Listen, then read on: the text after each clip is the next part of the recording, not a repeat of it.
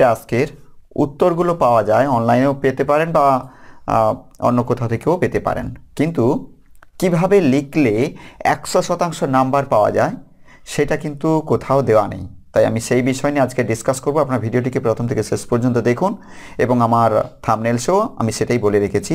অবশ্যই আজকের ভিডিও কিন্তু স্কিপ করবেন না, কারণ আজকের ভিডিও ভীষণ ভীষণ ভীষণ গুরুত্বপূর্ণ। আমার মনে হয় ইউটিউবে এই প্রথম। তো চলুন আমরা দেখে নিচ্ছি যে কিভাবে আমরা মডেল অ্যাক্টিভিটি টাস্কের খাতা লিখব। তৈরি করা নয়, খাতা তৈরি করা আলাদা জিনিস আর খাতাতে লেখাটা আলাদা জিনিস। ওকে, তো চলুন আমি কিছুটা অন্তত আইডিয়া দিয়ে রাখি যে খাতাটা আমি কিভাবে লিখেছি। দেখুন, ফার্স্ট আমাদের যেটা করতে হয় যে আমরা জাস্ট এইভাবে, দেখুন এদিক থেকে 1 ইঞ্চি মতো মোড়ে নিয়েছি এবং তার ঠিক অপোজিটে এই দিকটাতে এরকম করে মোড়ে নিয়েছি, জাস্ট এই অংশটা। এটা আমার আজকের বিষয় নয়, আজকের বিষয় কীভাবে লেখা, তবু একটু দেখে দিচ্ছি। আর তারপর কি করেছি না, এটাকে দিয়ে এটাকে মোড়ে নিয়েছি। ওকে, মোড়ে নিয়ে আমি কিন্তু বাম দিকগুলোতে রেখা টেনেছি, ডান দিকে কিন্তু কোনো রেখা টানিনি। কেন টানিনি তার রিজন আছে, তার একমাত্র রিজন, যদি আমাদের অঙ্ক পরীক্ষার খাতা হয় তাহলে আমরা ডান দিকে কোনো রেখা টানবো না। আর যদি আমরা অঙ্ক বাদ দিয়ে বাংলা, ইতিহাস, ভূগোল, বিজ্ঞান এগুলো হয় তখন আমরা ডান দিকে রেখা টানবো। ওকে, যদি গণিতের জন্য হয় তাহলে কিন্তু আমরা ডান দিকটা রেখা টানবো না। আমি এটা গণিতের জন্য প্রস্তুত করেছি। ওকে, তো তারপর আমরা জাস্ট উপরে লিখে নিয়েছি model activity task short hyphen দিয়ে জানুয়ারি কমা দিয়ে 2022, কারণ এটি জানুয়ারির জন্য আমাদের মডেল অ্যাক্টিভিটি টাস্ক আমি করবো। আজকে স্যাম্পলটা নিয়ে আসবো। তাই আপনারা যখন ফেব্রুয়ারি মাসের জন্য যদি করেন তাহলে ফেব্রুয়ারি লিখে 2022 লিখবেন। তারপর লিখবেন ক্লাস 6 ম্যাথমেটিক্স, অর্থাৎ গণিতের ইংরেজি নাম ম্যাথমেটিক্স, আপনারা বাংলাতেও লিখতে পারেন। আমি এখানে যেহেতু ম্যাথ করব তাই ম্যাথমেটিক্স লিখে নিয়েছি এবং ঠিক পরে তার ঠিক নিচে নেম, অর্থাৎ যার খাতা যে পরীক্ষা দিচ্ছে তার নাম হবে, এখানে রোল হবে, সেকশন হবে। ওকে, এরপর আমরা যেটা লেখা শুরু করব, আমি একটি স্যাম্পল মডেল অ্যাক্টিভিটি টাস্ক নিয়ে নিয়েছি। এটি জানুয়ারির জন্য প্রকাশ করেছে, যারা এখনও পাননি অবশ্যই পেয়ে যাবেন। আপনারা স্কুলের সঙ্গে যোগাযোগ করুন অথবা স্কুলের নোটিশ বোর্ডে একটু ফলো করুন, তাহলে কিন্তু আপনারা পেয়ে যাবেন কবে দেবেন বা কবে বিতরণ হবে। ওকে, তো এখানে দেখুন মডেল অ্যাক্টিভিটি টাস্ক ষষ্ঠ শ্রেণী, আমি ষষ্ঠ শ্রেণীর জন্য এনেছি গণিত পূর্ণমান 20। তো এখানে একটা প্রশ্ন আছে, নিচে প্রশ্নগুলির উত্তর লেখো। 1 নম্বর হচ্ছে ঠিক উত্তরটি বেছে নিয়ে লেখো। এই ধরনের প্রশ্ন করতে গেলে যদি আপনারা ঠিক করেন, শুধু যেটা উত্তর সেটাই ঠিক চিহ্ন দিয়ে দেন কারো কাছ থেকে জেনে বা কেউ বললেই, সেখানে কিন্তু আপনারা ফুল মার্কস পাবেন না। তার জন্যই আজকের ভিডিওটি নিয়ে আসা। তো চলুন আমরা কীভাবে করতে হয় দেখে নিচ্ছি। প্রথম প্রশ্ন 1 দাগের কয়েকটা। ওকে, তো আমরা এই খাতাতে জাস্ট আমি এরকমই লিখে রাখছি। আমি এখানে এই দিকটাতে 1 দাগ লিখব। ওকে, এটা ইংরেজিতে আছে তাই ইংরেজিতে লিখলাম 1 দাগের ক, 1 দাগের কয়ের উত্তর। ওকে, আমরা লেখা শুরু করব। তাহলে আমাদের একটা সরল দেওয়া আছে না, আমরা সরলটাকে তুলে নেব প্রথমে। 40 ভাজিতক 5 গুণিতক 4। ওকে, এর সরল মান কত সেটা আমাকে দেখতে হবে।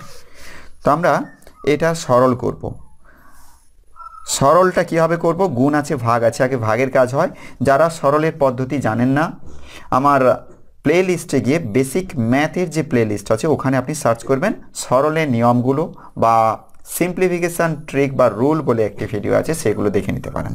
ওকে, বেশ, তাহলে 40কে 5 দিয়ে ভাগ করলে কত হবে, 8 গুণিতক 4 সমান 8-এর সঙ্গে 4 গুণ করলে হবে 32। ওকে, তাহলে এটা কোথায় আছে দেখুন, প্রশ্নে দেখুন, এতে 2, বিতে 1-এর 2, সিতে 32 আর ডিতে 20। তাহলে মানে আমাদের সঠিক উত্তর কি 32, অর্থাৎ সি দাগের। তো এইখানে আমরা লিখে দেবো জাস্ট সি বলে। ওকে, এটা সি দাগ, ব্যাস, আর কিছু নয়, এটাই হচ্ছে অ্যান্সার। ওকে, আর এই ডান দিকটা রেখে দেবেন রাফের জন্য। ওকে, এবার আমরা ক্ষয়ের দাগ দেবো। অনেকেই করেন কি পাশে লেখেন ক্ষয়ের দাগ, কিন্তু না, আমার ডান দিকে জায়গা পড়ে থাকলেও আমরা দাগ নম্বর কিন্তু নিচে নিচে দিয়ে আসবো। তার মানে আমি এখানে ক্ষয়ের দাগ দেবো। ওকে, যেহেতু একের দাগ চলছে তাই আমি ক্ষয়ের দাগ দিয়েছি। কি প্রশ্ন আছে দেখে নিচ্ছি। 6-এর গুণনীয়কগুলি হলো। তাহলে এই ধরনের গণিত করার জন্য কিন্তু গুণনীয়ক কাকে বলে আগে জানতে হবে। তো সেটার জন্য হচ্ছে কোনো সংখ্যা যে যে সংখ্যা দিয়ে বিভাজ্য হয় সেটাই হচ্ছে গুণনীয়ক। কিন্তু আমি এখানে গণিতটা কষে দেখব কোনটা উত্তর সঠিক। ওকে, আন্দাজে কিন্তু গণিতের উত্তর দিতে যাবেন না, তাহলে ফুল নাম্বার পাওয়া যাবে না। তাহলে আমরা 6-এর গুণনীয়ক বের করতে গেলে তার একটি নিয়ম আছে, আমি করে দিচ্ছি। দেখুন, 6কে উৎপাদকে ভেঙে ফেলুন। 2 3 6, 3 1 3। ওকে, আর গুণনীয়ক বের করার একটি ভিডিও কিন্তু অবশ্যই আমি আমার চ্যানেলে পাবলিশ করে রেখেছি। এটা সম্ভবত আপনারা আমার বেসিক ম্যাথের প্লেলিস্টে পেয়ে যাবেন। অবশ্যই আপনারা দেখবেন, বুঝতে পারবেন। আমি এখানে লিখে দিচ্ছি, দেখুন উৎপাদকে ভেঙে নিয়েছি। অতএব দেব 6। কী পেলাম? 1 × 2 × 3। ওকে, তাহলে লিখবো 6-এর গুণনীয়কগুলি। নিচে লিখবো অতএব দিয়ে লিখবো অবশ্যই 6-এর গুণনীয়কগুলি হলো। এগুলো আমরা যে ভেঙেছি এগুলো কিন্তু এটাও গুণনীয়ক, কিন্তু এগুলো কোনোটা মৌলিক গুণনীয়ক, আবার কোনোটা এক হচ্ছে নিরপেক্ষ সংখ্যা। ওকে, তাই আরও কিছু থাকতে পারে, আরও কিছু আছে অবশ্যই। সেগুলো কি কি দেখুন। হলো, আমি প্রথমটাতে দাগ দিচ্ছি 1, তার মানে 1 লিখলাম, আর 1 দিয়ে 2কে গুণ করলাম পরের সংখ্যাকে, তাহলে 1 2 × 2, আবার 1 দিয়ে 3কে গুণ করলাম, 1 3 3, কমা দিলাম। এবারে 2 ধরলাম, 2 লিখে নিয়েছি, তাহলে আর লিখবো না। 2 3 কত হয়? 6, আমরা 6 লিখিনি তাই লিখবো। ওকে, এরপরে দেখুন 3-এর নিচে দাগ দিলাম। 3 তো লেখা হয়ে গেছে, তাহলে আর লিখবো না আমরা। অবশ্যই আপনারা আমার গুণনীয়ক নির্ণয়ের ভিডিওটি দেখবেন। আর এবারে দেখুন, আমরা নিচে নিচে একটা একটা করে ধরেছিলাম, এবারে দুটো করে ধরবো। দেখো, দুটো করে ধরেছি, তাহলে 1-এর সঙ্গে 2 গুণ করলে কত হয়? 2। আবার একটা বন্ধ করুন, প্রথমটা দেওয়া আঙুল দিয়ে চেপে রাখুন। 1 2, 3 2 6 আমি লিখে নিয়েছি, তাহলে আর লিখবো না। আঙুল সরিয়ে দ্বিতীয়টাতে নিয়ে যান। 1 2, অর্থাৎ 3 1 3 হচ্ছে, লিখে নিয়েছি, আর লিখবো না। আঙুল দিয়ে বন্ধ করুন শেষেরটাতে, আর কোনো সংখ্যা দেখা যাচ্ছে না, তার মানে কিছুই লিখবো না। এরপরে দেখুন 3টে করে গুণ করুন, 6 পাওয়া যাবে। ওকে, এই 6টা 6 তো লিখে নিয়েছি, তার মানে আমাদের সঠিক উত্তর কি হলো? 1 2 3 6। ওকে, তাহলে এটা কোন উত্তর? দেখুন এখানে 1 2 3 6 ডি দাগের উত্তর। ওকে, গুণনীয়কগুলো হলো জাস্ট এইখানে ডি দাগে দিয়ে দেবেন। ওকে, দেখুন আমি করেছি, দেখুন এইখানে ডি দাগ দিয়ে দেবেন। এরপরে আছে দেখুন গয়ের দাগ। আমি গয়ের দাগ করে দিচ্ছি, অর্থাৎ 1-এর দাগের গ, আমি পাশে না হয় লিখে দিচ্ছি 1-এর দাগের গ। সেটা কি আছে আগে প্রশ্নটা দেখুন। প্রকৃত ভগ্নাংশটি কি? এর কিন্তু কিছু করার নেই। প্রকৃত ভগ্নাংশ কাকে বলে আমি বলে দিচ্ছি আপনাদেরকে, যে ভগ্নাংশের লব ছোট হয় এবং হর বড় হয়, এটা কিন্তু প্রকৃত ভগ্নাংশ নয়, এটি একটি মিশ্র ভগ্নাংশ। এটা 4 আর 3, উপরে 4 বড় আছে, নিচে ছোট আছে, তাই এটি অপ্রকৃত ভগ্নাংশ। 3-এর 4, আমি ডিটটা সরাসরি চলে এসেছি, এটি কিন্তু প্রকৃত ভগ্নাংশ, কারণ লব ছোট হর বড়। আর সি হচ্ছে 2, 2-এর নিচে 1 আছে, এটা কিন্তু এটি পূর্ণ সংখ্যা। ওকে, তার মানে ডির দাগ হবে। অতএব এখানে গয়ের দাগ, এখানে কিছু প্রমাণ করার নেই, তাই লিখতে হবে প্রকৃত ভগ্নাংশটি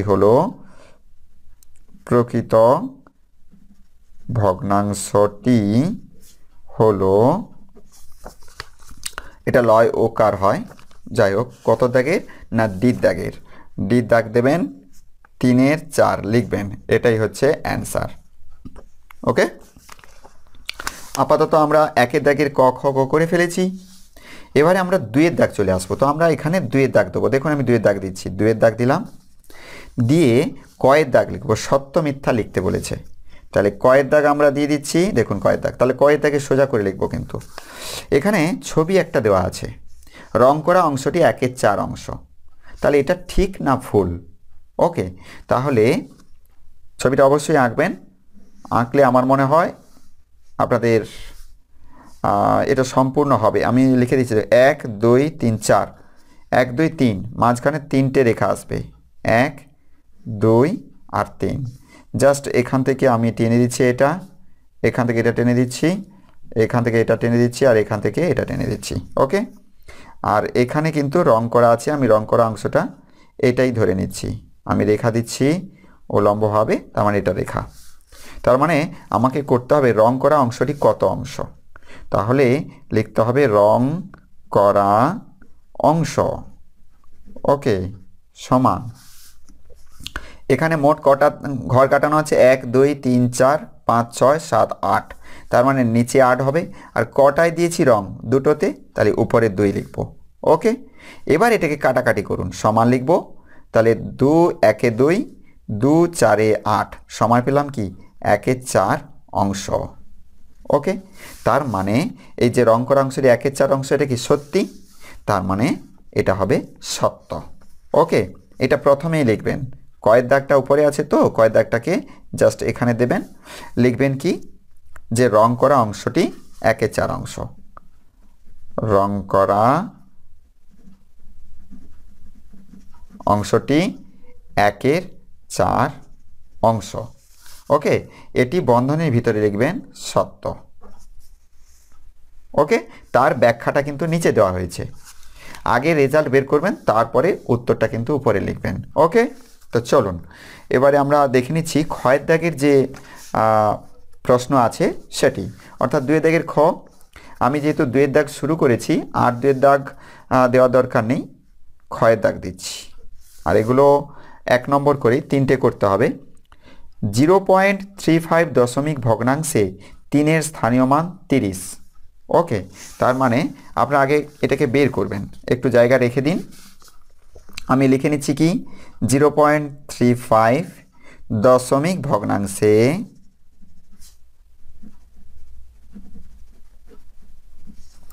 3-এর স্থানীয় মান, 3-এর স্থানীয় মান 30।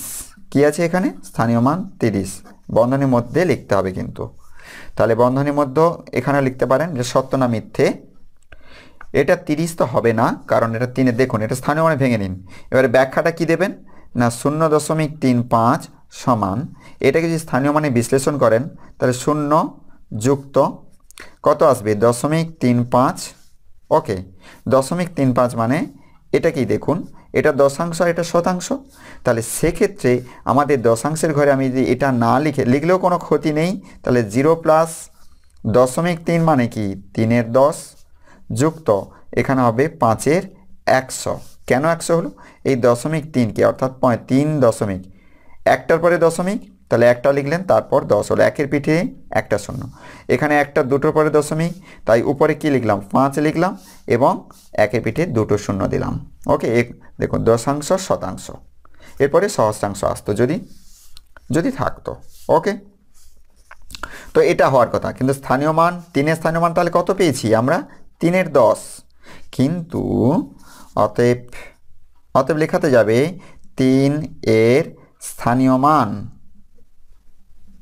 কত হওয়ার কথা? 3-এর 10 হওয়ার কথা, কিন্তু আমরা এখানে 30 পেয়েছি। তাহলে এটা কি করতে হবে? এটা ভুল, মিথ্যা বলতে হবে। এখানে মিথ্যা বলে লিখবেন।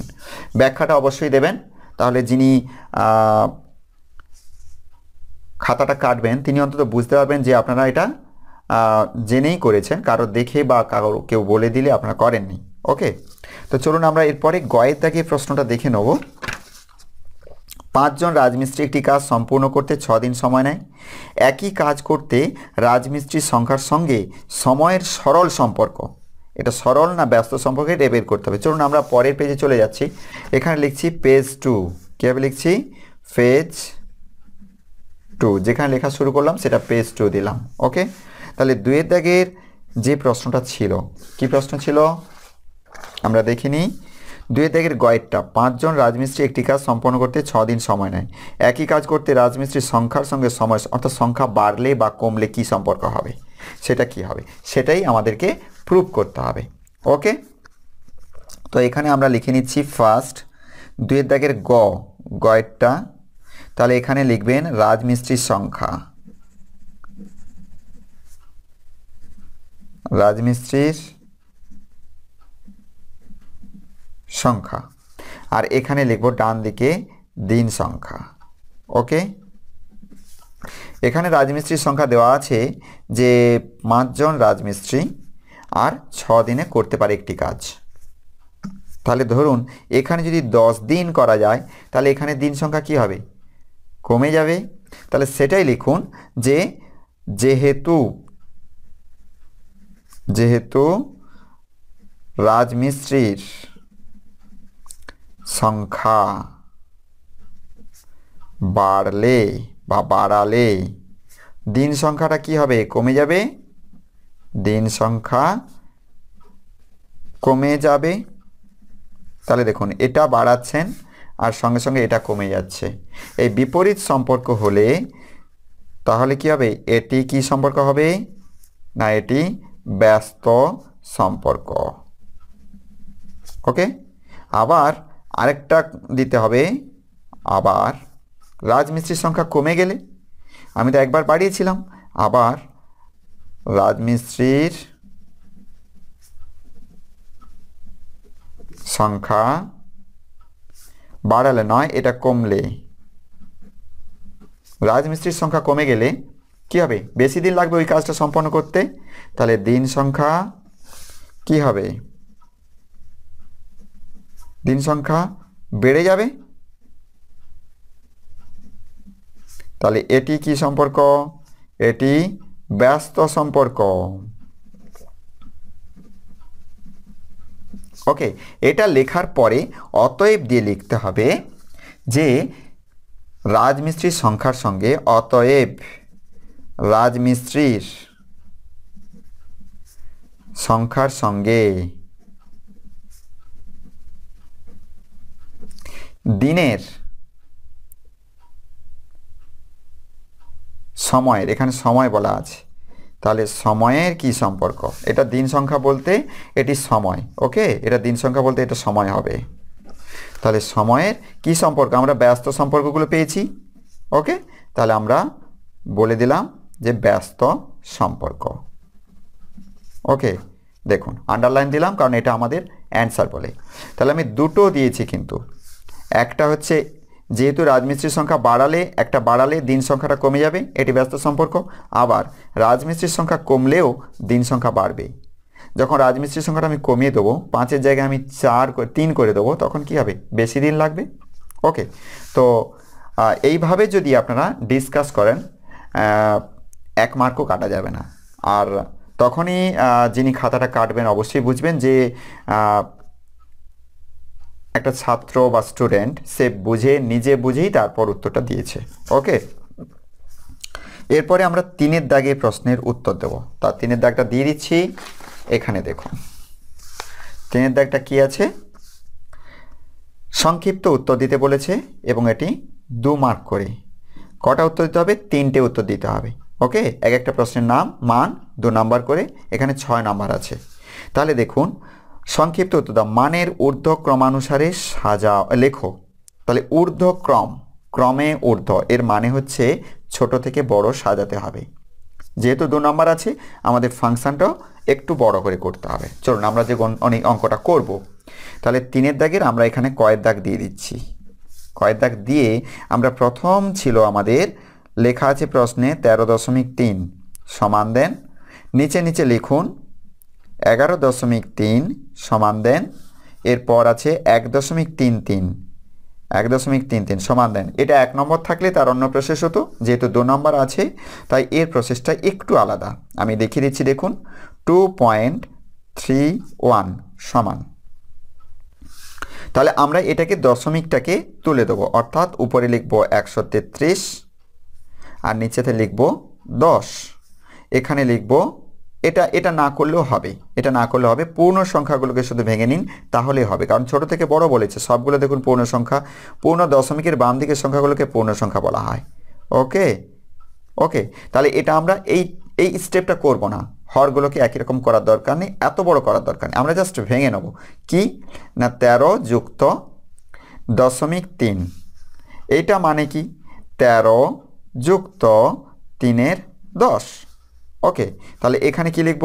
11 যুক্ত 0.3 সমান লিখব 11 যুক্ত 3-এর 10। ওকে, আবার এটাতে কি লিখব? 1 যুক্ত 0.33, তার মানে আমরা শুধু এই জায়গাটার 1 যুক্ত কত করব? 33-এর 10 নয়, 33-এর 100 হবে, কারণ দুটোর পরে দশমিক, একে পেটে দুটো শূন্য হবে। এখানেও কি করব না 2 যুক্ত .31 31 হবে 0.31 31 কথাটা বলা একদমই ভুল। তার মানে লিখতে হবে 2 প্লাস এখানে হবে এটাকে ভেঙে নিন 31-এর 100। এবারে দেখুন তো এর পূর্ণ সংখ্যা 13, এর পূর্ণ সংখ্যা 11, এর পূর্ণ সংখ্যা 1, এর পূর্ণ সংখ্যা 2। এদের মধ্যে ছোট কোনটা হচ্ছে? এবার লিখবেন যেহেতু পূর্ণ সংখ্যাগুলো দিয়ে দেখুন 1 লেস দেন কত আসবে 2, ওকে, তারপর আসবে কত 11, তারপর আসবে কত 13, ওকে। তার মানে এইটাকে আমরা বিচার করলাম। তারপরে লিখবেন অতএব, যেহেতু চিহ্নটা উপরে দুটো ফুটকি হয় নিচে একটি হয় এবং উপরে একটি নিচে দুটো। এক মানে কি কোনটাতে আছে না 1.33। এবারে আমরা ফাইনাল উত্তরের দিকে চলে যাচ্ছি। লেস দেন 2 মানে কোথায় আছে 2.31 2.31। তারপরে লিখব কি 11 11 কোথায় আছে এখানে, তার মানে 11.3। তারপরে কি লিখব 13, অর্থাৎ কোথায় আছে 13.3 13.3। এটাই হচ্ছে অ্যান্সার, ওকে। অবশ্যই এখানে 2 নম্বর পাবেন। যদি আপনারা সরাসরি দেখে করে দেন, ধরুন আমি এটা দেখে যদি করে দিই, যদি করে দেন তাহলে ওটা 1 নম্বরের উত্তর হবে, সরাসরি একদম এখান থেকে এই উত্তর। তাহলে কিন্তু বোঝা যাবে না যে সত্যিকারে এটা কি দেখে করা হলো বা কারো দেখে করা হয়েছে বা কেউ বলে দিয়েছে, ওকে। এটা আরেকটা টেকনিক হয়, যেটা হচ্ছে আমি এটাকে পূর্ণ সংখ্যায় যোগ আকারে করেছি। আমি সেখানে আরেকটা পদ্ধতি যদি করাতাম, সেটা আমি অন্য এক জায়গায় করাবো, তবে একটু বলে রাখি। এগুলোকে প্রথমে দশমিকে কনভার্ট নয়, এটা ভগ্নাংশে কনভার্ট করতে হবে। তারপর হরগুলোকে একজাতীয় করতে হবে লসাগুর মাধ্যমে, ওকে। তো তার থেকেও এটা একটু ইজি বলে আমি এই পদ্ধতিটা করে দিয়েছি, ওকে। তো চলুন 3-এর দাগের কয়ের উত্তর আমরা করে ফেলেছি। এবারে 3-এর দাগের ক্ষয়ের উত্তর করব। কি 262 সেন্টিমিটারকে মিটারে প্রকাশ করো। এর একটি ভালো টেকনিক আছে, আমি বলে দিচ্ছি কিভাবে করতে হচ্ছে। আমি পরের পেজে উল্টে দিচ্ছি, দেখুন এখানে পরের পেজে যাচ্ছি। 3-এর দাগে জাস্ট এরকম উল্টাবেন। এই দেখুন আমি ভাঁজ করছি, জাস্ট এটা উল্টে দেবেন, ব্যাস। এটা কত পেজ না এটা 3 নম্বর পেজ। আমরা 3 নম্বর পেজে চলে এসেছি। তাহলে এখানে লিখে দেবো পেজ 3, ওকে। এই জায়গাটা আর কিছুই লিখবো না, জাস্ট নিচে এখানে আমার রেখা দেওয়া হয়নি, তাই আমি রেখাটা টেনে দিচ্ছি। আপনারা টেনে নেবেন এরকম করে, ভাঁজ করা আছে যেহেতু কোনো অসুবিধা নেই। এই দেখুন করে নিয়েছি।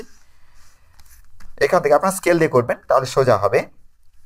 আর এখানে 3-এর দাগের কোনটা করব, ক্ষয়ের দাগেরটা। তাহলে আমরা ক্ষয়ের দাগ লিখে নেব। কি লেখা হবে 262 সেন্টিমিটারকে মিটারে প্রকাশ।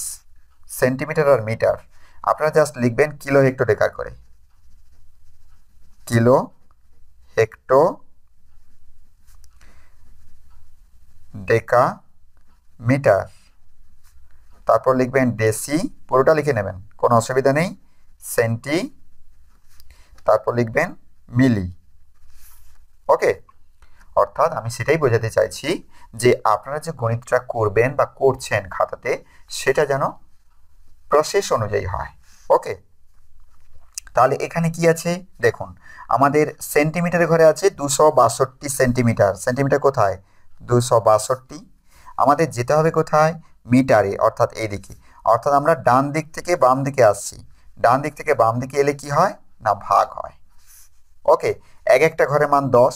সেক্ষেত্রে কটা ঘর বাদ যাচ্ছে, যেখানে আমি 262 বসিয়ে রেখেছি সেটা বাদ দিন, 1 ঘর 2 ঘর, অর্থাৎ দুটো 10 গুণ হবে, তার মানে 100 1 2 মানে একের পিঠে দুটো শূন্য, ওকে।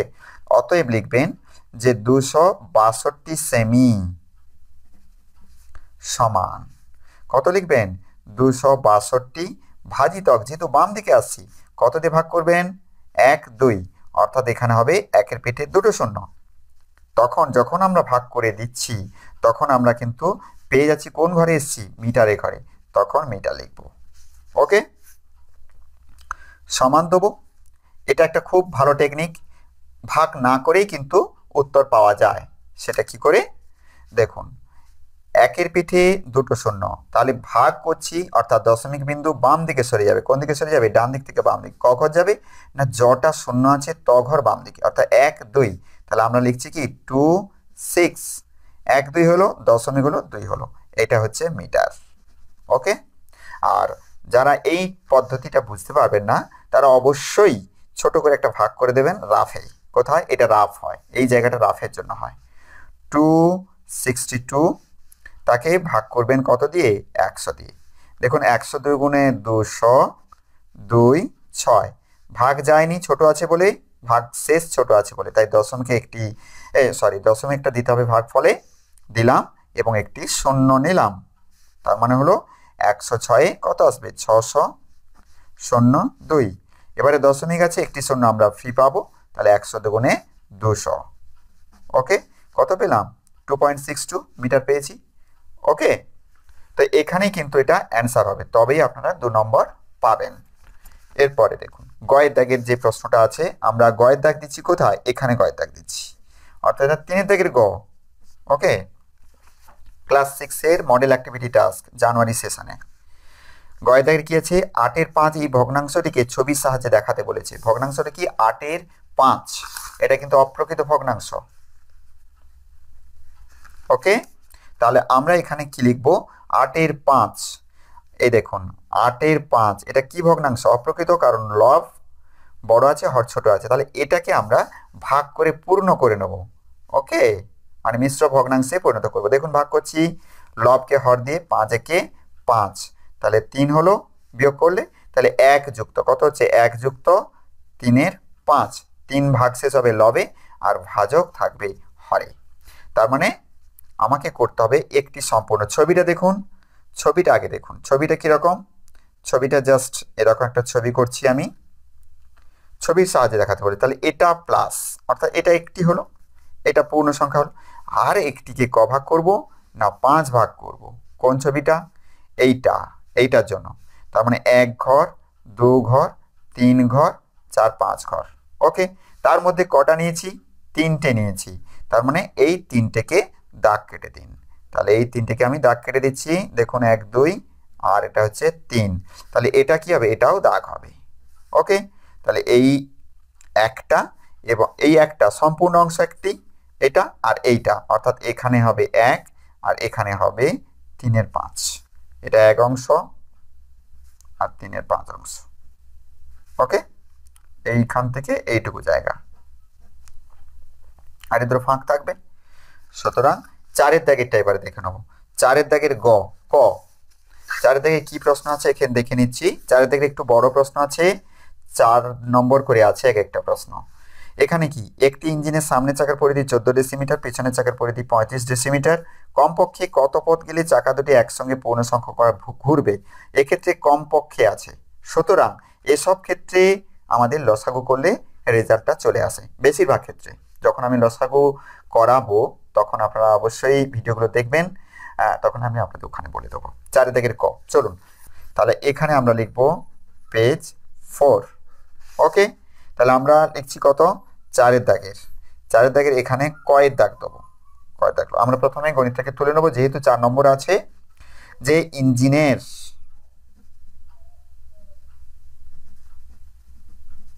সামনের চাকার পরিধি, সামনের চাকার পরিধি কত আছে? 14 ডেসিমিটার। এখানে বানানটা আমার ভুল হয়েছে। পেছনের চাকার পরিধি এবং পেছনের চাকার পরিধি, পেছনের চাকার পরিধি কত ডেসিমিটার আছে? 35 ডেসিমিটার। ওকে, তাহলে কমপক্ষে কত পথ গেলে? কমপক্ষে যখন থাকবে বলেছি যে লসাগু করতে হবে, তাহলে কি করব আমরা? না 14 আর 35কে লসাগু করব। 7 দুগুণে 14, 7 5-এ 35, আর ভাগ যাবে না, অতএব লিখবো কি? 7 গুণিতক 2 গুণিতক 5, নিচের সমান দেবো, 7 দিয়ে 14 5-এ 70, এখানে লিখবো ডেসিমিটার। ওকে, ডেসিমিটার। তারপর ফাইনাল লিখবো, কি লিখবো? অতএব দিয়ে লিখবো যে কমপক্ষে, লিখবো কমপক্ষে 70 ডেসিমিটার পথ গেলে চাকা দুটি চাকা দুটি একসঙ্গে পূর্ণ সংখ্যক বার ঘুরবে। তাহলে একসঙ্গে পূর্ণ সংখ্যক বার ঘুরবে, পূর্ণ সংখ্যক বার ঘুরবে। ওকে, এটাই হবে অ্যান্সার। এটুকু লিখলেই 4 নম্বর পাওয়া যাবে।